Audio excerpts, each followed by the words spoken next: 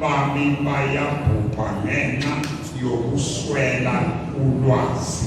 Ngakho-ke ukuze singabhubhi, umsebenzi wethu ukufuna ulwazi.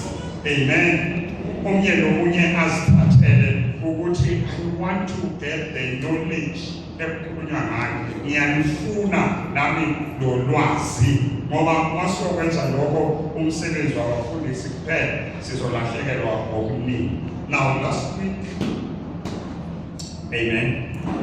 Last week siye sangena enkonzweni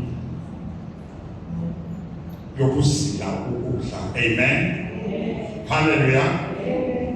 Let me ngibonge kakhulu abebamkhona u6 o'clock. I know ukuthi akusekho lula ngoba abanye bathatha ama treatments. Amen.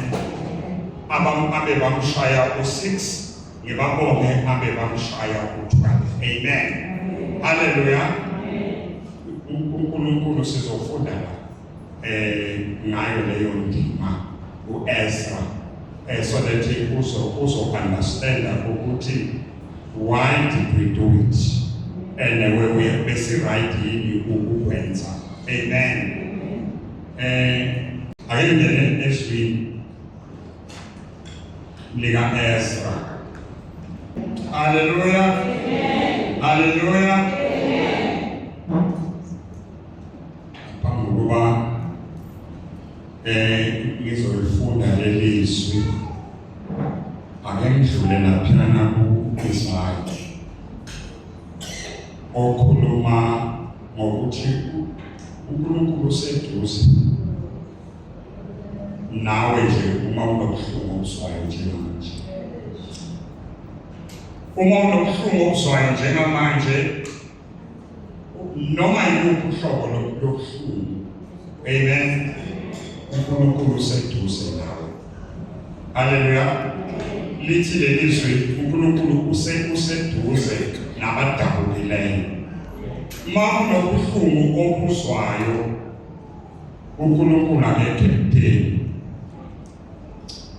uNkulunkulu angekhe kudeli nawe uma elibuhlungu obuzwayo, any experience engemnandi oyizwayo noma ekuhluphayo emoyeni, uNkulunkulu angekho kude nawe.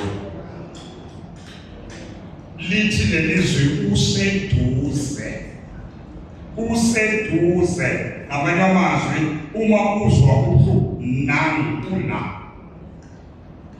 shoda bani, shoda wena, noma kushoda mina ukuthi ngithathe lo buhlungu bami ngimnike, ngoba yena uthi letha la lokho kukusinda, akakufuni lokho alright ngako, akanankinga akamthakuhluphi, ufuna lokho kuhluphayo, uthi letha la konke lokho okukusindayo ulethela kimi, mina ngiyathatha bese ngikunika okwakhe,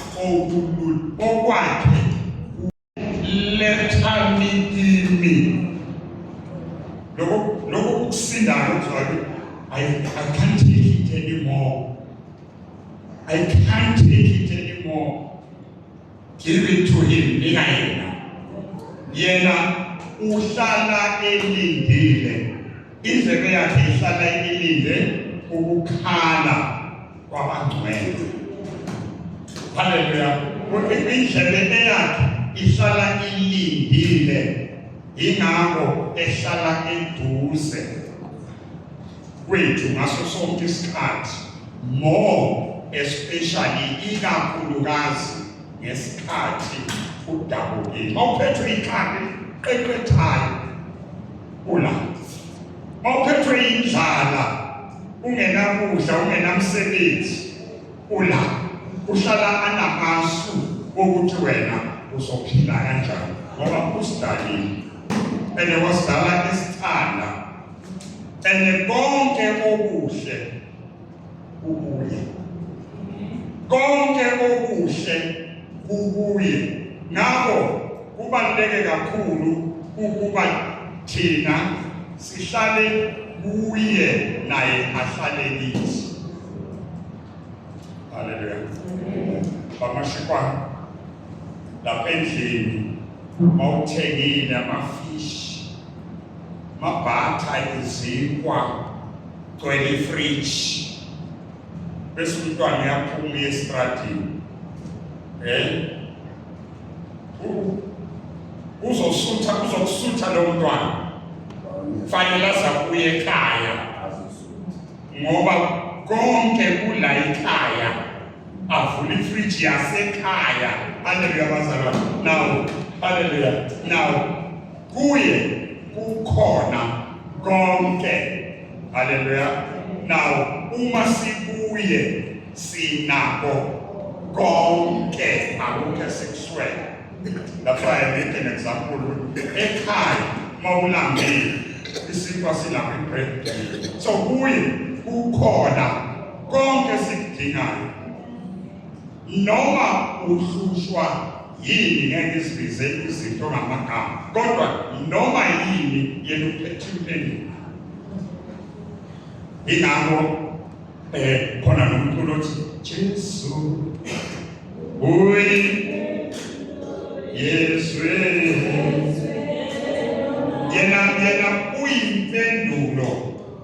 yena uyimpendulo, lalela yabo konke.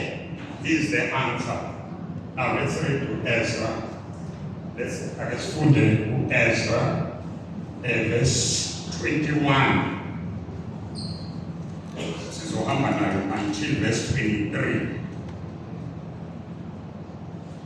Ngase ngimemezela khona ukuzila ukudla ngasemfuleni iAhava ukuba sizithobe phambi kukaNkulunkulu,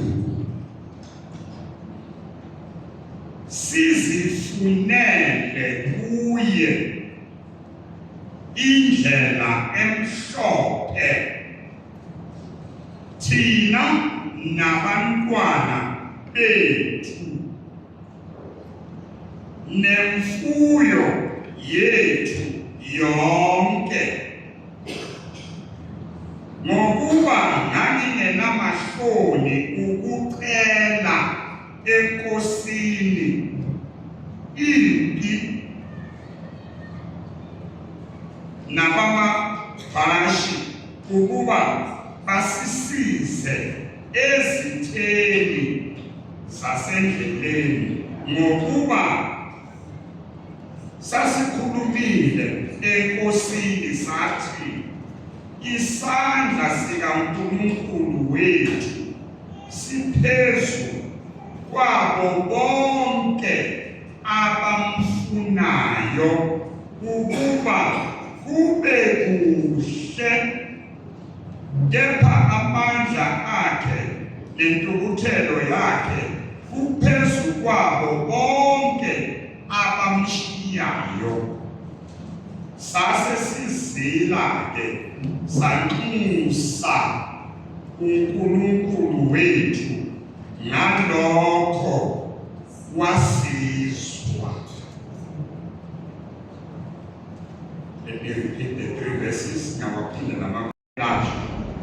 Khona ukuzila ukudla ngasemfuleni iAhava ukuba sizithobe phambi kukaNkulunkulu, sizifunele kuye indlela emhlophe, thina nabantwana bethu nemfuyo yethu yonke. Amen.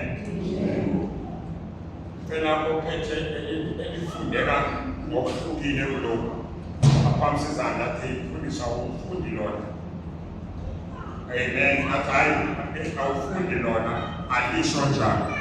Amen. Akekho. Ngokuba ngangingenamahloni ukucela enkosini. Singabi namahloni ukucela kuphi? Ngoba kithi ungaba namahloni ukucela impilo, ukucela umhayise, kodwa ungabi namahloni ukucela kuphi? Singabi namahloni ukucela enkosini. We've got permission, sinemvume, sinegunya lokucela kuphi? Enkosini. Amen. Now, njengoba besizile ukudla besenzani? Besicela. This is the answer to why besizile. Amen. This is the answer. Besicela enkosini. Sithe masusa lo nyaka sacela enkosini sathi ake siye kuloko sicela ake sicele ukwamukela yena, ngoba uma samukele yena kwabakithi nathi saba kuye sesinabo konke. Ayonhle ukuthi wena ulizwa kanjani, kodwa this is the instruction ukuthi sesinabo konke uma simvumele kwabakithi nathi savuma ukuba kuye. You've got everything, zonke into zakho sewuziphethe, ngoba uma ukuye yena ekuwe, yena ungumnikazi wako, ungumnikazi walo msebenzi ofunayo, ungumnikazi wale mali le osuyiholile ongayazi othi iyalahleka, mangiphethe imali eyakuboni ngenzani ngayo, umnikazi wayo tshela yena. Haleluya. Inkosi, sengiyahola ke manje, kodwa imali angiyiboni, ngiyenza uzokunikisa. Haleluya. Without uhambe emagabula kumoshise ngomani. Haleluya.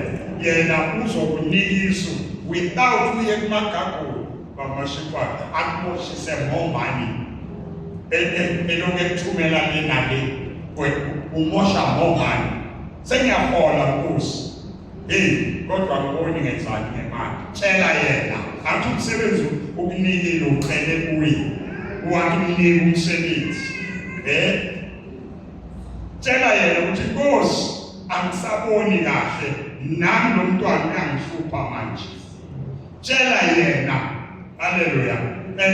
Umtshela nani? Ngokukholwa. Amen. Uzokunikisa. Amen. Uzokunika isu. Haleluya. Angakaphilisa umntwana, kodwa wena uzokunikisa before uzihenge. Haleluya. Uzokunikisa before uzihenge. Mhayisi uzihengele umntwana, yena uzokunikisa. Angakapholisa umntwana. Haleluya. Kodwa wena uzokunika isu, ngoba wena isinqumo ususithathile ukuthi ngcono ngihambela emhlabeni. Haleluya. Isinqumo ususithathile wena, kodwa uma utshela yena uzokunika isu elizokusave wena. Haleluya. Haleluya. Akunike futhi isu lokuthi no matter what, that one day uyophuma kule nkinga. Haleluya. Now I'll take one more time. I will read verse 21.